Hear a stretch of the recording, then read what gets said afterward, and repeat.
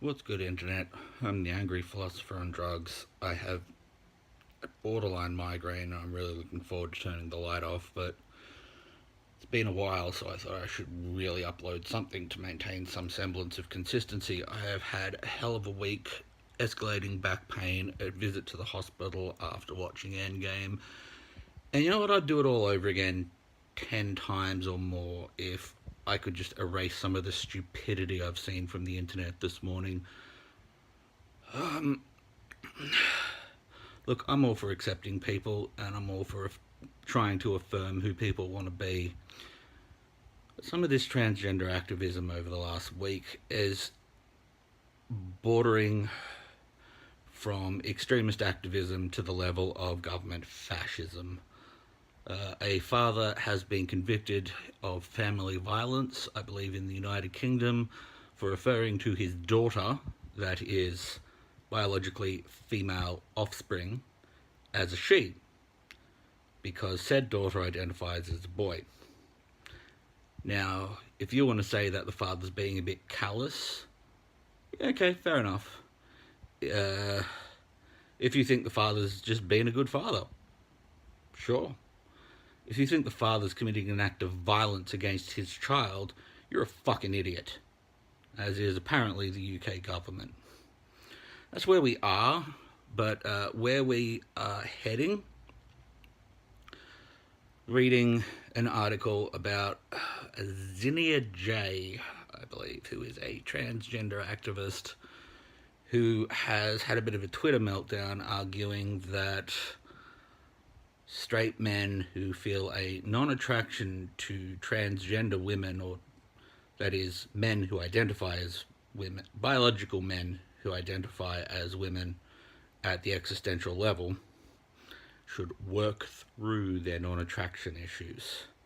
Now, she sort of walked it back a little bit by saying we all have the right to be attracted to who we want and to not be attracted to who we don't want, but the idea that straight men aren't attracted to trans people should be like an outlier. Now, here's the deal. I'm a heterosexual. Let's assume for a moment that sex means biology and gender refers to this existential sense of self. I'm still a heterosexual. I'm not a heterogender, whatever the fuck that is. Okay?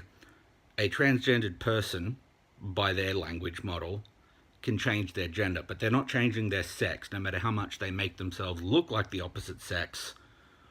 It's like sex and gender are separate in some senses, but then they're the same in another sense, and that's just not consistent.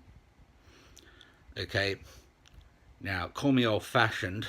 You'll probably call me a bigot if you think it's old-fashioned, but I like the idea of meeting someone, getting married, and starting a family. And if I meet someone who presents as a woman, and then I find out they have no uterus, I can't start a family with that person. That means that they, for all of their personality wins, etc., cannot be with me in achieving some of my deep life goals. And that will be incredibly hurtful to some people. I wish it wasn't, but there it is. I want to have a family. I want to have kids. I want to have children with the love of my life. Okay? That's not a bad thing. And that's not an issue I have to work through.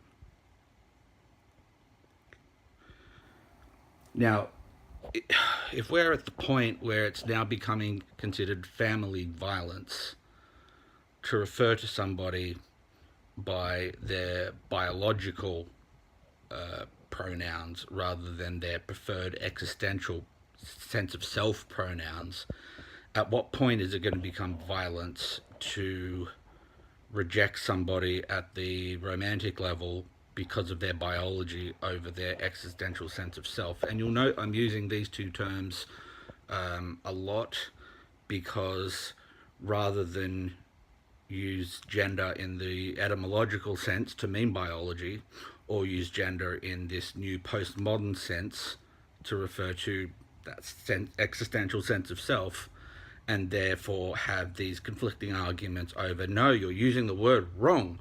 I'm just going to not use those words, and I'm going to use the slightly longer terms as to what those words are supposed to be shorthand for. and remove any confusion from the table.